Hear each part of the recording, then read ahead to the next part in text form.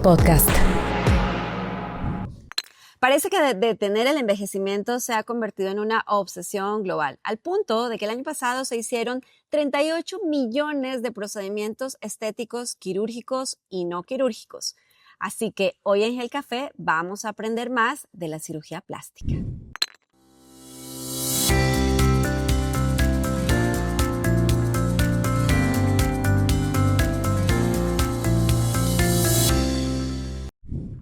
Hola a todos y bienvenidos a un nuevo episodio de Gel Café. Y hoy que estamos arrancando el año, que estamos pensando en los buenos propósitos, ya hablamos de qué cosas sí, qué cosas no para tener una longevidad más sana, pero justo platicábamos de estas diferentes dimensiones que tiene el envejecimiento cronológico porque el tiempo no lo podemos detener, pero luego el biológico, el funcional y por supuesto el estético. Y para hablar de este último elemento, el envejecimiento estético, hoy hemos invitado al doctor José Eduardo Telich. Él es cirujano plástico. Bienvenido, doctor. Muchas gracias, Juana. Encantado de estar aquí contigo. Tengo muchas cosas que preguntarte, así que quisiera que le entráramos de una vez a las preguntas. Dime una cosa, ¿la cirugía plástica es o no es segura?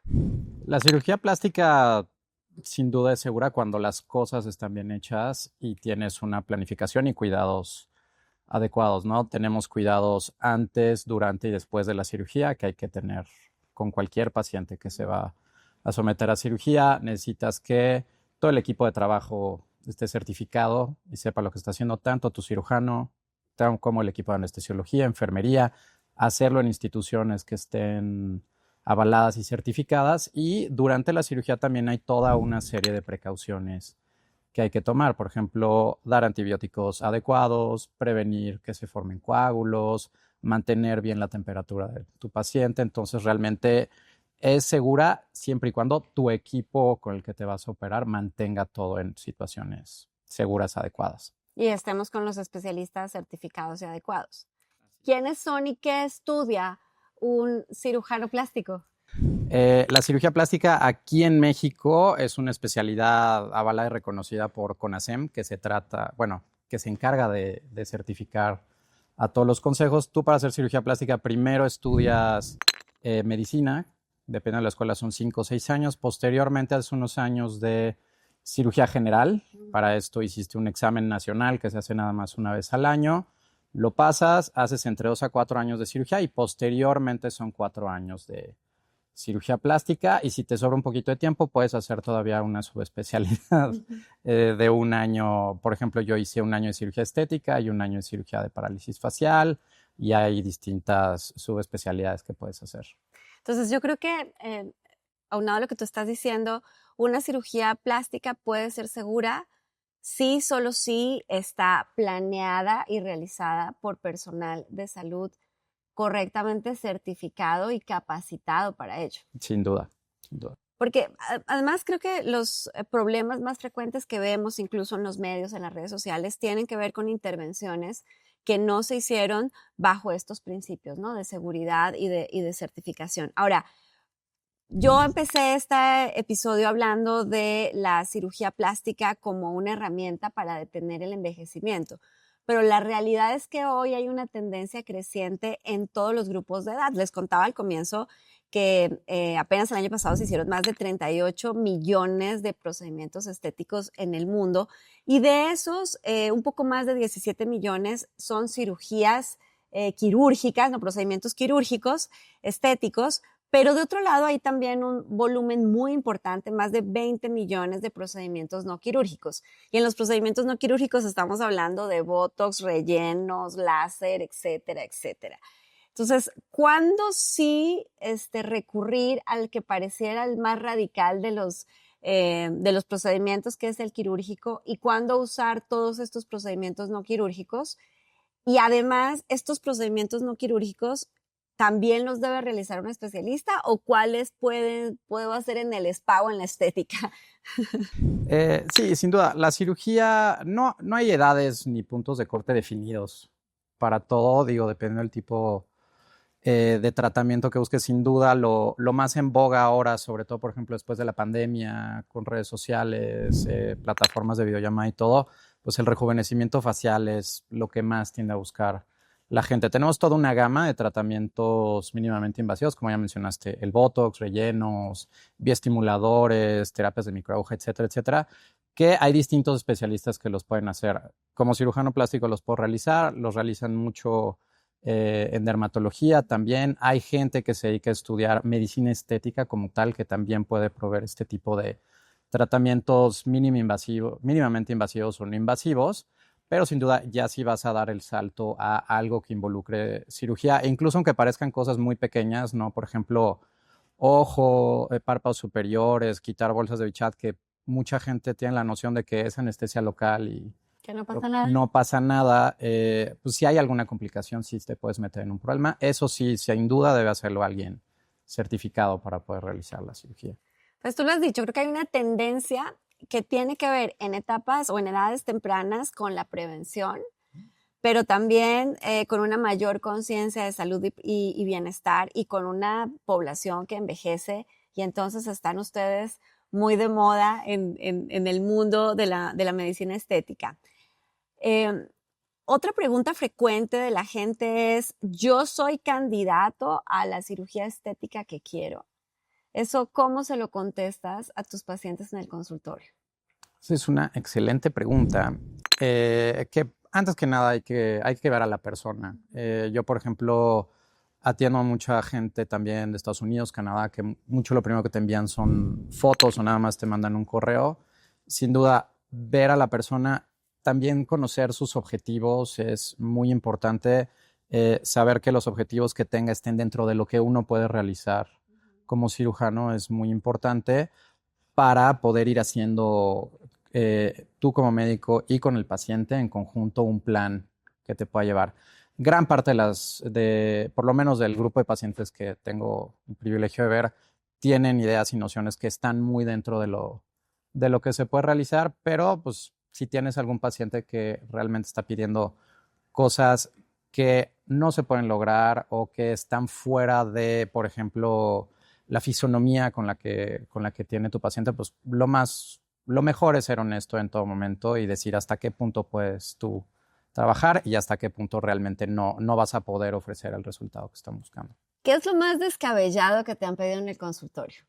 Lo más descabellado, yo creo que probablemente alguien que pidió algo que se llama una mastectomía, retirar los senos completamente, pero digamos en forma muy agresiva, retirando como pezones y todo, que da un resultado que se iba a ver muy, muy, muy, muy raro. También creo que es importante muchas veces trabajar de la mano con algún profesional de salud mental para poder identificar pacientes que pues tienen nociones que no van muy acordes a la realidad, ¿no? Cosas extremas. Realmente no recibo tantos de esos pacientes extremos, pero bueno, hay gente que puede llegar a pedir que les partan la lengua a la mitad o hacer cosas en orejas medio raras que realmente veo yo poco. Ok. Ahora, ya nos dijiste que una cirugía estética realizada en un ambiente hospitalario correcto, con los profesionales adecuados, puede ser segura, pero de todas maneras, todos los procedimientos quirúrgicos tienen riesgos asociados. ¿Cuáles son los riesgos de la cirugía plástica? El riesgo va a depender mucho del procedimiento. Sin duda, los que más ruido hacen, si te metes a redes sociales, a periódicos, son los asociados a procedimientos de contorno corporal. Por ejemplo, liposucciones, abdominoplastías, el mommy makeover, que está muy, muy en boga.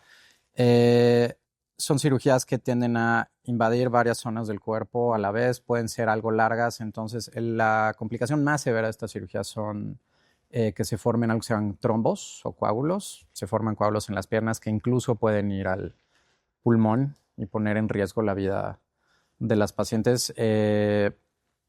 Esto realmente hay que tomar toda una serie de prevenciones adecuadas. El resto de las cirugías, como cualquier tipo de cirugía, ya sea estética, reconstructiva, gastrointestinal, hay riesgos de sangrado, puede haber riesgos de infección, puede haber riesgo de que alguna de las heridas se abra un poco.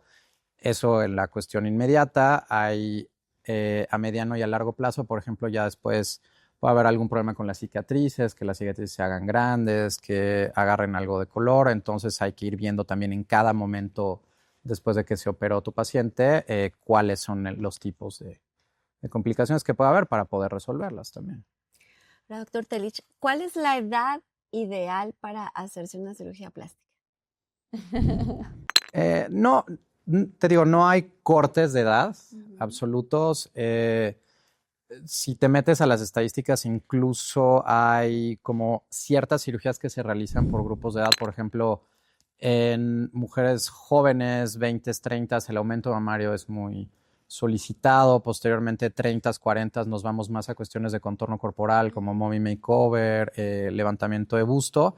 Y ya gente mayor, probablemente a los 60 años, lo que se busca más son cirugías faciales, ¿no? De rejuvenecimiento del cuello, las mejillas, los párpados. Entonces vas viendo poco a poco en mujeres. En hombres, lo más solicitado, por ejemplo, son párpados y también el manejo de pecho, que es ginecomastia, pero rangos de edad realmente hay bastantes dependiendo de la cirugía.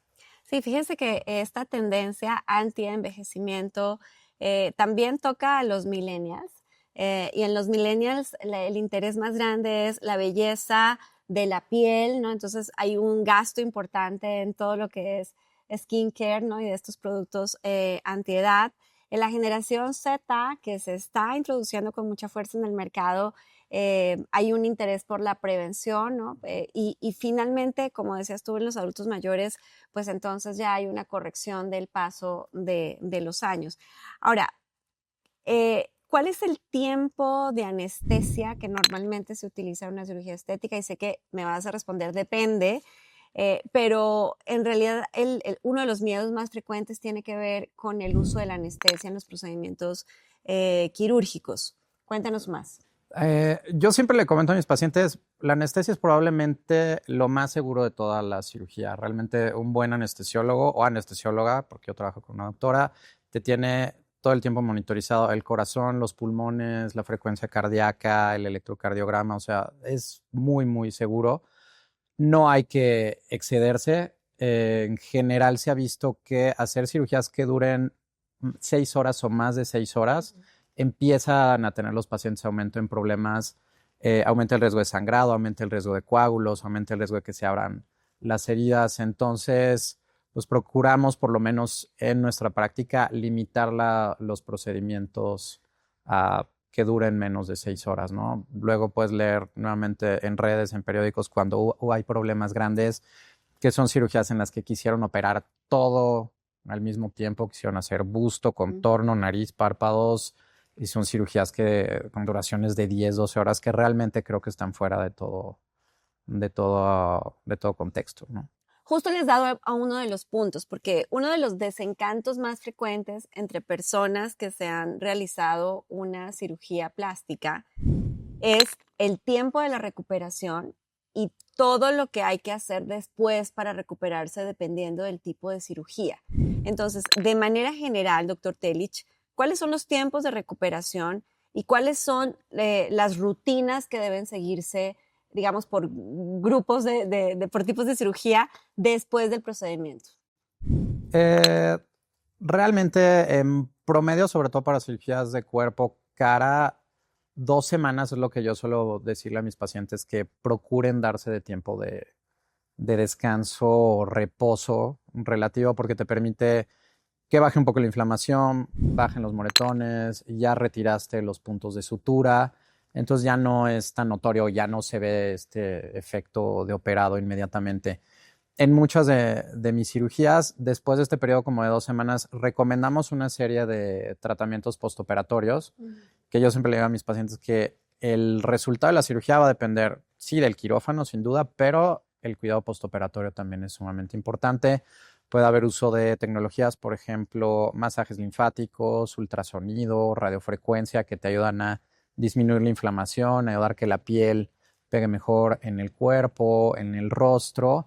Y ya realmente para estar viendo tú el resultado final, prácticamente un 80%, hay que esperar por lo menos unos 3 meses. Hay zonas del cuerpo que incluso pueden tardar un poco más. Por ejemplo, en las rinoplastias puedes tardarte hasta 6 meses en ver el resultado final, ¿no? Entonces, también la cirugía es una cosa de paciencia que hoy en día, con esta cuestión de inmediatez, redes sociales, pues la gente tiene un poquito de dificultad en comprenderlo, pero creo que platicando siempre bien con tus pacientes y dejando claros los tiempos, puedes tener una muy buena relación y una muy buena recuperación. ¿Tú estarías de acuerdo conmigo en desconfíen si les dicen en 2 meses ya vas a ver todos los resultados de tu cirugía, la recuperación perfecta, ya no vas a tener cicatrices, o en algunos casos sí?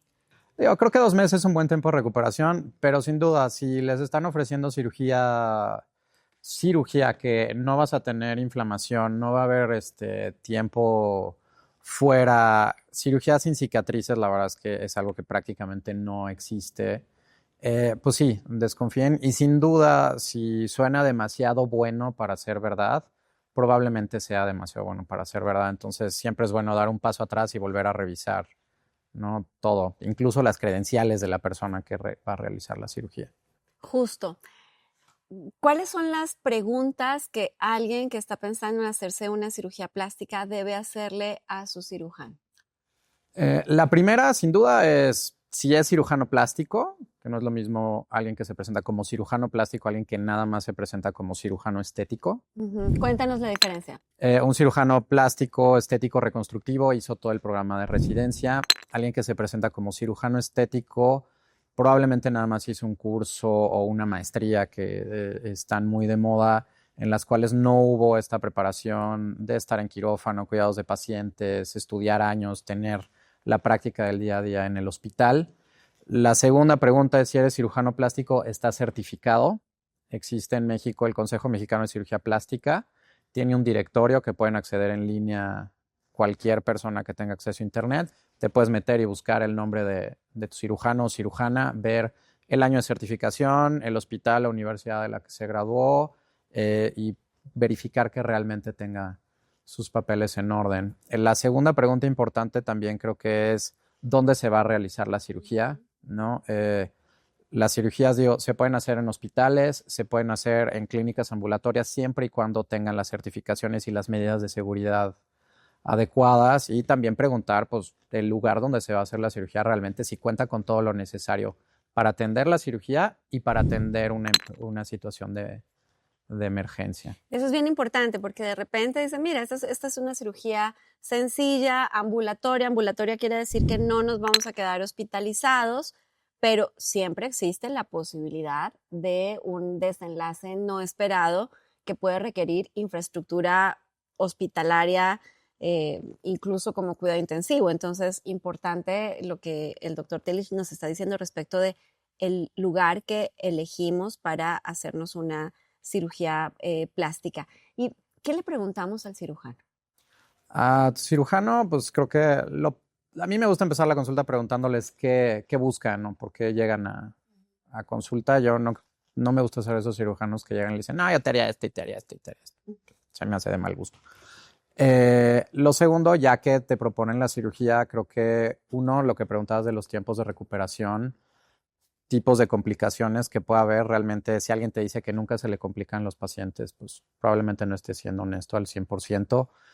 En tercer lugar, ¿qué esperar de la recuperación? ¿Qué tipo de complicaciones puede haber? Creo que también es importante, desde este punto de vista de honestidad, qué tanta experiencia tiene realizando este tipo de cirugías, ¿no? A mí me lo preguntan mucho porque me dicen que me veo más chico de lo que en realidad soy. Entonces, pues sí me preguntan, oye, ¿cuántos años tienes que saliste? ¿Cuántas cirugías has hecho? Entonces, digo, es una pregunta válida. Y otra pregunta, sin duda, bueno, si hay alguna complicación, ¿de qué manera se maneja? Y tocabas hace un momento el tema de quienes quieren hacerse todo al mismo tiempo, ¿no? Entonces es que me voy a hacer una cirugía facial, pero aprovecho para reducirme o ponerme y hacerme una lipo. En realidad, ¿cuántos procedimientos podría hacerse un paciente al mismo tiempo y cuál es la mejor secuencia? Generalmente, por ejemplo, el mommy makeover sueles combinar liposucción con cirugía de abdomen, lipectomía o abdominoplastía y algún procedimiento en busto, que estamos hablando de 3 cirugías. Generalmente es como el promedio que puedes combinar. Vas a depender sin duda, uno, de qué tan rápido o lento opere la persona que que te va a operar. Ujú. En el grupo con el que yo trabajo somos varios cirujanos plásticos al mismo tiempo, entonces finalmente trabajar con alguien que sabe lo que estás haciendo y que te sabe ayudar te permite tener más velocidad y probablemente combinar más procedimientos, a diferencia de alguien que pues opera solo nada más tal vez con una enfermera que se va más lento. Ujú. Te digo, mi límite, sabiendo yo lo que me tardo en cada cirugía, son 6 horas, entonces en un mommy podemos hacer esto. Cara, por ejemplo, es muy común combinar el estiramiento facial con el cuello, con los párpados, con algo de inyección de grasa, que también te puede tomar aproximadamente 5 a 6 horas. Creo que tampoco hay que ser demasiado ambicioso cuando quieres entrar y realmente puedes poner incluso en peligro a tu paciente si quieres hacer al mismo tiempo cara, cuerpo, nariz, busto, implantes de glúteos y empezar a hacer estos paquetes all inclusive de 12 horas. Realmente creo que no vale la pena arriesgar a la paciente y mejor, aunque sin duda la cuestión económica juega un papel importante, pues mejor dividirlo en 2 procedimientos y ver de qué manera te coordinas a pues pretender hacer todo de una y tener una complicación que incluso económicamente una complicación que requiere terapia intensiva, hospitalización, transfusiones, va a salir mucho más caro que tener los 2 procedimientos por separado en forma segura. Doctor Telich, ¿cuáles son los exámenes que un paciente debe hacerse previo a una cirugía plástica? En gente joven, sana, generalmente pides preoperatorios habituales que se llama una biometría hemática para ver cómo está la hemoglobina, las plaquetas, tiempos de coagulación para ver que pues, no vaya a haber riesgo de sangrado y una química sanguínea para ver que esté bien el azúcar, los riñones, el hígado, etc. En gente mayor o con algunas enfermedades, por ejemplo, diabetes, presión alta, problemas del corazón, pedimos algo que llamamos una valoración preoperatoria. Entonces pedimos que algún médico internista vea a tu paciente. Suele agregarse una radiografía de pecho y un electrocardiograma. El internista cardiólogo ve a la paciente, revisa los exámenes, da algunas recomendaciones y toma medicamentos, pues es importante también ajustarlos. Por ejemplo, pacientes que toman anticoagulantes hay que suspenderlos un tiempo antes, pacientes que toman cierto tipo de hormonas, por ejemplo, pacientes transgénero que están consumiendo estrógenos, pues tienes que ver de qué manera nivelarlos para disminuir el riesgo de coágulos, pero que no vayan a tener pues esta deprivación hormonal. Entonces es importante tener una valoración completa previa antes de entrar a quirófano. Doctor Telich, ¿recomiendas la combinación de procedimientos quirúrgicos con procedimientos no quirúrgicos? Sí, se pueden llegar a hacer. Por ejemplo, en cirugía facial puedes hacer todo el lifting y hay pacientes a las que se les puede agregar láser o se les pueden agregar peelings. O pacientes te pueden decir que a lo mejor quieren algún filler o aplicación de bioestimuladores y pues aprovechando que están dormidas, pues ya puedes hacer este tipo de tratamientos también. Ayúdanos a entender los procedimientos estéticos más comunes. Trabajando para este episodio, investigué que los 5 más comunes son la liposucción, el aumento o la eliminación de tejido mamario, particularmente en los hombres, la blefaroplastía, la abdominoplastía y la rinoplastía. Entonces, cuéntanos en qué consiste la liposucción. La liposucción consiste en sacar grasa de zonas, digamos, necias del cuerpo, por ejemplo, en la parte baja de la espalda, la cintura, para mejorar el contorno del cuerpo. Se puede hacer en otras regiones corporales, por ejemplo, brazo, en los muslos, en abdomen, y disminuyes la grasa que se encuentra debajo de la piel a través de incisiones muy pequeñas, usando cánulas especiales para mejorar el contorno del cuerpo. Y en ocasiones se puede aprovechar esta grasa e inyectarla en zonas específicas, por ejemplo, en los glúteos, en las caderas, para mejorar el contorno del cuerpo globalmente, que esto es algo que luego lo comentan como lo buscan como lipoescultura. También se pueden agregar algunas otras tecnologías, pero a grosso modo es lo que realizas. La segunda más común es el aumento de busto. En el aumento de busto, lo más común es colocar implantes mamarios. Aquí en México prácticamente todos los implantes están hechos de silicón y los vamos a colocar generalmente detrás de la glándula o detrás de un músculo que se llama el pectoral, ¿no? Para tener este aumento de volumen en el pecho. ¿Cada cuánto se cambian esos implantes? Esa es una pregunta muy importante porque los implantes no duran toda la vida. En promedio, con la tecnología de hoy en día, los implantes se pueden cambiar cada 10 a 15 años, dependiendo de cómo esté cada paciente. Y también me sorprendió ver que la cirugía más común en hombres es justamente la eliminación del tejido mamario. Sí, eso se llama ginecomastia, que es básicamente que en los hombres tenemos ganancia de volumen en el pecho. Puede ser o porque aumente la glándula como tal, porque los hombres también tenemos glándula mamaria, aunque en realidad suele quedarse pequeñita. Y también, pues por ciertos hábitos, puede acumularse grasa en el pecho, sobre todo por ganancia de peso. Entonces, en la cirugía de manejo de ginecomastia, generalmente lo que hace es quitar la glándula y puedes hacer algo de liposucción para quitar la grasa de alrededor y que el pecho se vea más plano y un poco más atlético. La tercera es justo la cirugía de párpado. Sí, la blefaroplastía es un procedimiento en el cual atendemos tanto el exceso de piel en los párpados y también se puede manejar el exceso de grasa. En los párpados superiores generalmente quitas una tira de piel, queda oculta la cicatriz en el párpado superior, entonces prácticamente no se nota nada.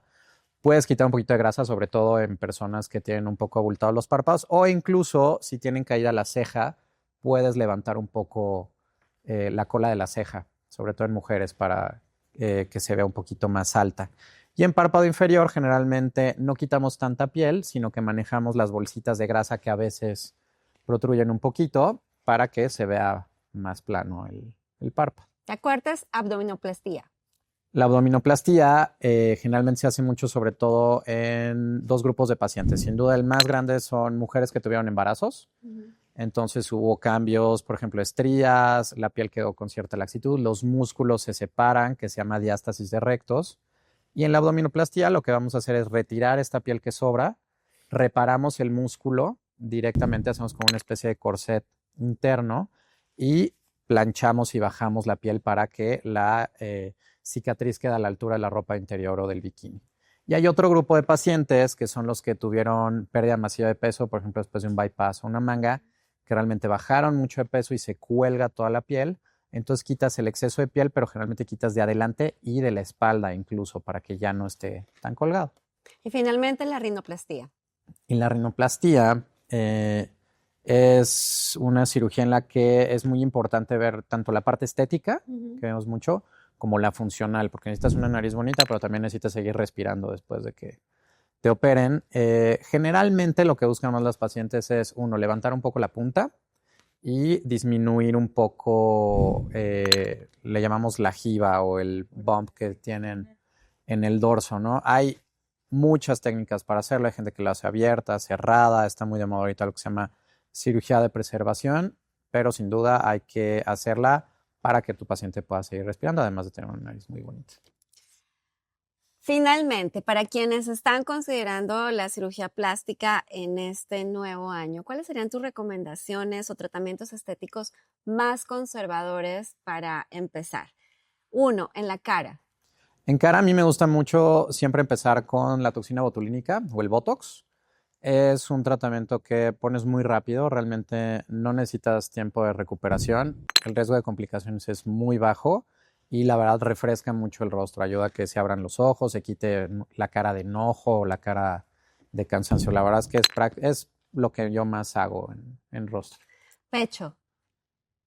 Pecho, pues va a depender mucho edad, cómo esté el busto, pero sin duda el aumento mamario es una cirugía que cada vez es más segura y requiere menos tiempo de recuperación, entonces una excelente alternativa. O si notan que el busto está caído, podemos hacer un levantamiento de busto también. Figura corporal. Figura corporal, si se quieren operar, sin duda la lipo es una excelente opción. Si están un poquito renuentes a operarse, la verdad tenemos toda una gama de tratamientos. A mí me gusta mucho la radiofrecuencia corporal, que ayuda a tensar la piel y que se pegue mucho mejor.